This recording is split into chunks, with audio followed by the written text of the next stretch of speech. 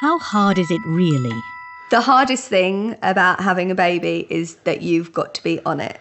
You've got to be there. There is no, do you know what, I don't feel like it today. I can't do it. No, I can't do this for you. No, you've just got to man up all the time and you've just got to be there and doing it. I remember a lot of people said, is it your first child?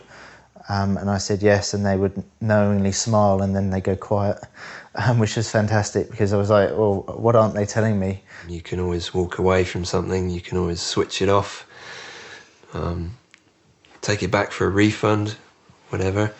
With a baby, you can't do that. It's your 100% responsibility. You know, you've got to stick with the routine, you've got to stick with the basics of parenting, and that's making sure you're there for them, making sure that he is learning, he is developing, he's having fun, he's able to be a child, where sometimes you just wish, oh, just go to sleep all day, please, just go to sleep all day. Waking up at 7 o'clock when you've had 2 hours sleep because baby's been up all night, the last thing you want to do is wake up at 7 o'clock. But you put the kettle on, you have a cup of coffee, and you get baby dressed for the day. You know, there is no going back to bed. There is no sleeping in. There is no pressing the snooze button anymore. Tough luck. When we got her home, every nappy change, she'd scream down the house. And I remember saying, God, is she ever going to let us change our nappy? And of course, eventually that clicks into place. And now she loves it. She swings and chats and does it. And when we bathed her, used to bath, she'd just scream in the bath. We thought, oh no, what if she doesn't like water and is never going to ever want to be clean?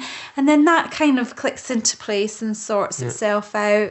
I think him not being well was the hardest thing. Cranky boy. No, you can't have that, sweetie. He had some sort of quite severe feeding difficulties and we went into hospital a couple of times, and none of my mummy friends were having the same experience. They had no conception of how stressful it was, how much I was worrying, and how just utterly exhausting it was trying to hold it together while your baby is not doing the most basic thing that a baby does, which is feed. Friends of mine say, how can you do this? How can you cope?